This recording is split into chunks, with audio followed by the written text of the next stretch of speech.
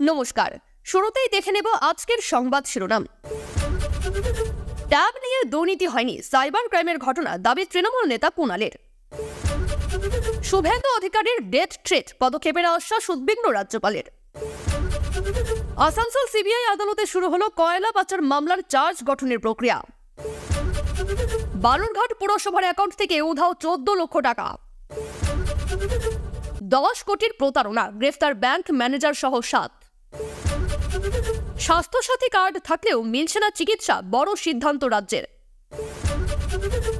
আরজি করে ফের কেলেঙ্কারি, এবার ভেঙে পড়ল অপারেশন থিয়েটারের ছাদ। অ্যাম্বুলেন্স জোগাড়ের টাকা নেই, অসুস্থ স্ত্রীকে নিয়ে টোটো করে কলকাতা গেলেন স্বামী। প্রতিদিন নিয়মিত সঠিক খবর শোনার জন্য সাবস্ক্রাইব করুন কলকাতা পত্রিকা চ্যানেলটিকে। আসছে বিস্তারিত খবরে। ছাত্রছাত্রীদের প্রাপ্য ট্যাব নিয়ে কোনো দুর্নীতি হয়নি, এটি সাইবার অপরাধের ঘটনা, এমনই দাবি করলেন তৃণমূল নেতা কুণাল ঘোষ। বুধবার তিনি সাংবাদিকদের বলেন, ট্যাবের বিষয়টা একেবারে টেকনিক্যাল, প্রশাসন এটা নিয়ে বলতে পারবে। যেটা দেখানো হচ্ছে এটা কেলেঙ্কারি, বিষয়টা সেরকম নয়, এটা সাইবার ক্রাইম।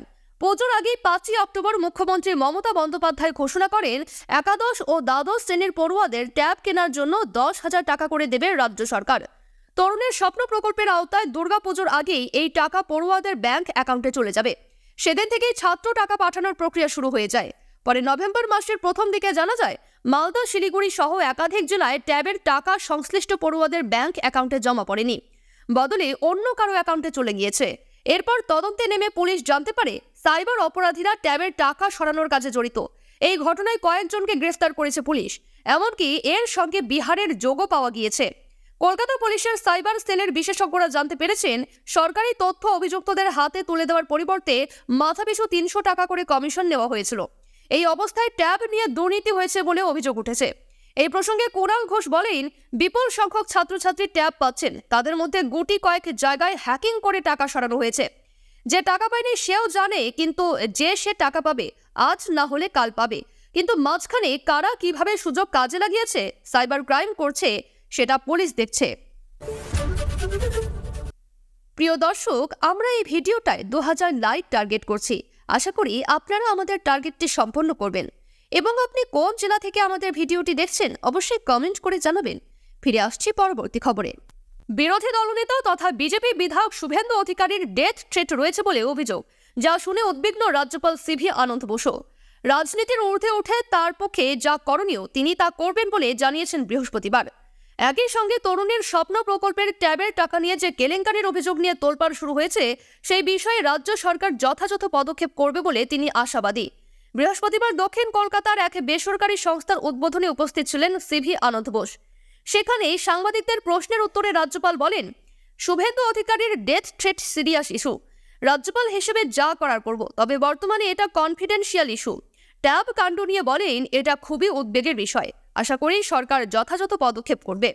আরজিকর ধর্ষণ ও হত্যাকাণ্ডের মূল অভিযুক্ত সঞ্জয় রায় প্রাক্তন পুলিশ কমিশনার বিনীত গোয়েলের বিরুদ্ধে বিস্ফোরক অভিযোগ করেছেন। সেই বিষয়ে ইতিমধ্যেই মুখ্যমন্ত্রী মমতা বন্দ্যোপাধ্যায়ের কাছে রিপোর্ট চেয়েছেন রাজ্যপাল সিভি আনন্দ বোস। সেই বিষয়ে রাজ্য সরকার কোনো রিপোর্ট দিয়েছে কিনা জানতে চাওয়া হলে তিনি বলেন, এটা বর্তমানে কনফিডেন্সিয়াল বিষয়, পরবর্তী সময়ে জানাবো। রাজভবন সূত্রে খবর, গত 12ই নভেম্বর বিভিন্ন সংবাদ মাধ্যমে প্রকাশিত আরজিকর হাসপাতালের ধর্ষণ ও হত্যাকাণ্ড সংক্রান্ত খবরের পরিপ্রেক্ষিতে রাজ্যপাল গভীর উদ্বেগ প্রকাশ করেছেন। মূল অভিযুক্ত সঞ্জয় রায়, যিনি 11ই নভেম্বর শিয়ালদহ আদালতের বাইরে দাবি করেছেন যে তাকে উচ্চপদস্থ পুলিশ আধিকারিকদের দ্বারা, বিশেষ করে কলকাতার প্রাক্তন পুলিশ কমিশনার বিনীত গোয়েলের দ্বারা ফাঁসানো হয়েছে। রাজ্যপাল রাজ্য সরকারকে নির্দেশ দিয়েছেন যাতে ঘটনাটি যথাযথভাবে তদন্ত করতে এবং তাকে দ্রুত তথ্য প্রমাণ সহ রাজ্য সরকারের অবস্থান জানাতে। আসানসোলে সিবিআই আদালতে বৃহস্পতিবার থেকে শুরু হলো কয়লা পাচার মামলার চার্জ গঠনের প্রক্রিয়া। এদিন সব মিলিয়ে 2 ঘন্টার মতো শুনানি হয়। সকাল 10:30 নাগাদ শুনানি শুরু হলে সিবিআইয়ের আইনজীবী রাকেশ কুমার চার্জ গঠনের আবেদন জানান। বিচারক রাজেশ চক্রবর্তী তার কাছে জানতে চান কোন কোন ধারায় কাদের অভিযুক্ত করা হয়েছে। উত্তরে রাকেশ কুমার বলেন, পাবলিক সার্ভেন্ট বা সরকারি কর্মী হিসেবে 12 জন ইসিএল কর্মী, কোম্পানির 10 জন এবং ব্যক্তিগতভাবে 27 জনের নামে, অর্থাৎ মোট 3টি ভাগে বিভিন্ন ধারা প্রয়োগ করা হয়েছে। সেই ধারাগুলির মধ্যে বেশ কয়েকটি ধারাকে চ্যালেঞ্জ করেন অভিযুক্ত পক্ষের আইনজীবীরা। তারা তাদের সপক্ষে বক্তব্য রাখার জন্য সময় চাইলে বিচারক আগামী সোমবার অর্থাৎ 18 নভেম্বর তাদের বক্তব্য রাখার দিন ধার্য করেন। প্রসঙ্গত, এই মামলায় মোট 50 জন অভিযুক্ত রয়েছে। এর মধ্যে বিনয় মিশ্র এখনও ফেরার। অভিযুক্তদের মধ্যে একজন মারা গিয়েছেন, অর্থাৎ বাকি 48 জনের বিরুদ্ধে চার্জ গঠন হবে। অভিযুক্তদের তরফে 3 আইনজীবী শেখর কুণ্ডু, সোমনাথ চট্টরাজ এবং অভিষেক মুখোপাধ্যায় বলেন, আগামী সোমবার আমরা আমাদের বক্তব্য রাখব। সিবিআইয়ের তরফে বেশ কিছু ধারা দেওয়া হয়েছে, তা নিয়ে আমাদের আপত্তি আছে, আমরা সেটাই বলবো। উল্লেখ্য, এর আগে গত 7 সেপ্টেম্বর এই মামলার শুনানি হয়েছিল। বালুরঘাট পৌরসভার ব্যাংক অ্যাকাউন্ট থেকে উধাও হলো কয়েক লক্ষ টাকা। অ্যাকাউন্ট থেকে কিভাবে টাকা উধাও হলো তা নিয়ে উঠছে নানা প্রশ্ন। বালুরঘাট পৌরসভার ব্যাংক অ্যাকাউন্ট থেকে উধাও অর্থের পরিমাণ 14,40,068 টাকা। বিষয়টি নজরে আসা মাত্রই বালুরঘাট থানায় লিখিত অভিযোগও জানানো হয়েছে পুরসভার তরফে। ভারতীয় ন্যায় সংহিতার প্রতারণা ও বিশ্বাস ভঙ্গ সহ কয়েকটি ধারায় এফআইআর করে পুলিশ তদন্ত শুরু করেছে।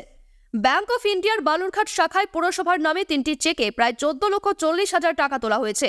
যদিও ওই 3টি চেক বালুরঘাট পৌরসভার হাতেই রয়েছে বলে দাবি কর্তৃপক্ষের।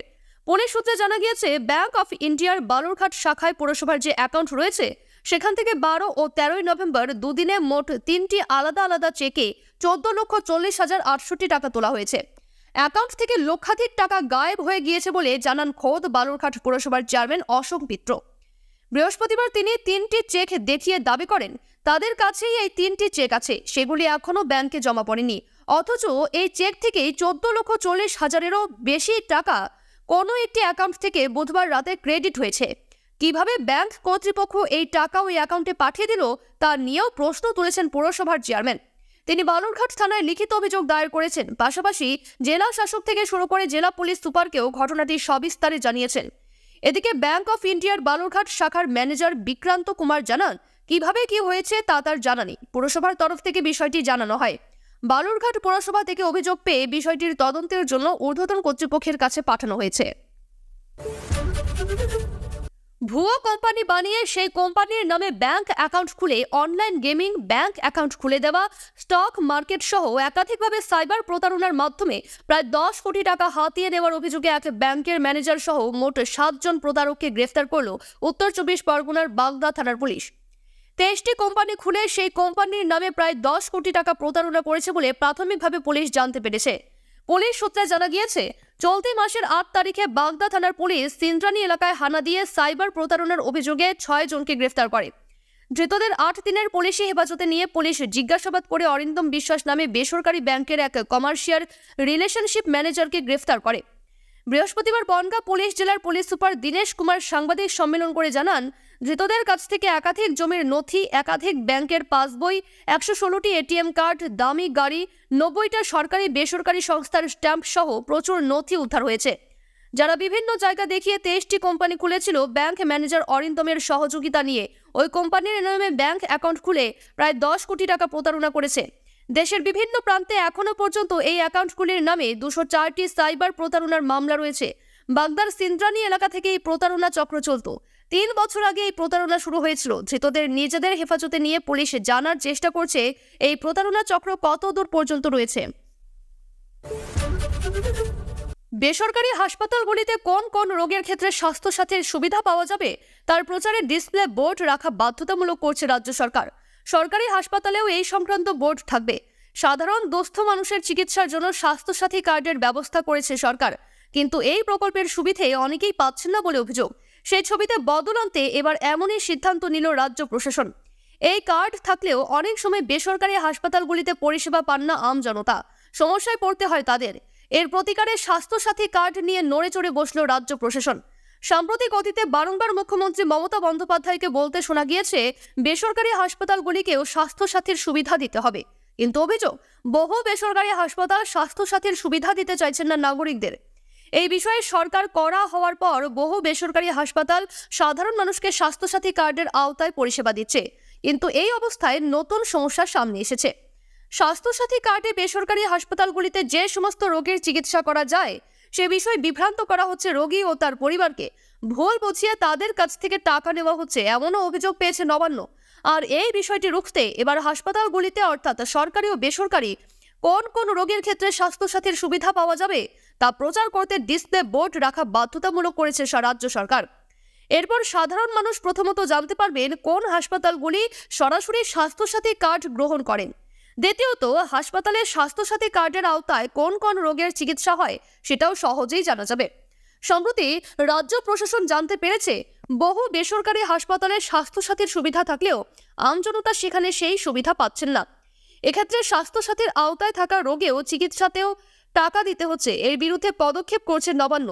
তাই স্বাস্থ্য দফতরকে নির্দেশিকা জারি করার নির্দেশ দেওয়া হয়েছে যাতে সমস্ত হাসপাতালে ডিসপ্লে বোর্ড বাধ্যতামূলক করা হয়। আরজিকর মেডিকেলে এবার ভেঙে পড়ল ওটির ছাদ। বৃহস্পতিবার সার্জারি বিল্ডিং এর 3 নম্বর ওটির ফলস সিলিং ভেঙে পড়ে। তখন ওটিতে কেউ না থাকায় অঘটন ঘটেনি। চিকিৎসকদের দাবি, ওই ওটির দুরবস্থা নিয়ে আগেই কর্তৃপক্ষকে জানিয়েছিলেন তারা। হাসপাতাল সূত্রে খবর, বৃহস্পতিবার ওটিতে ঢুকে হাসপাতালের কর্মীরা দেখেন বিস্তীর্ণ এলাকার ফলস সিলিং ভেঙে মাটিতে পড়ে রয়েছে। ওটি বন্ধ থাকার সময় এই ঘটনা ঘটেছে বলে জানিয়েছেন তারা। সঙ্গে সঙ্গে কর্তৃপক্ষকে জানানো হয়।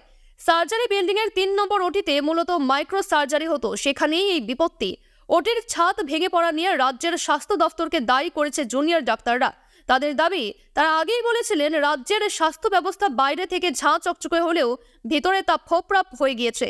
তারই একটি নমুনা দেখা গেল এদিন। এ ব্যাপারে হাসপাতাল কর্তৃপক্ষের কোনো প্রতিক্রিয়া এখনো পাওয়া যায়নি।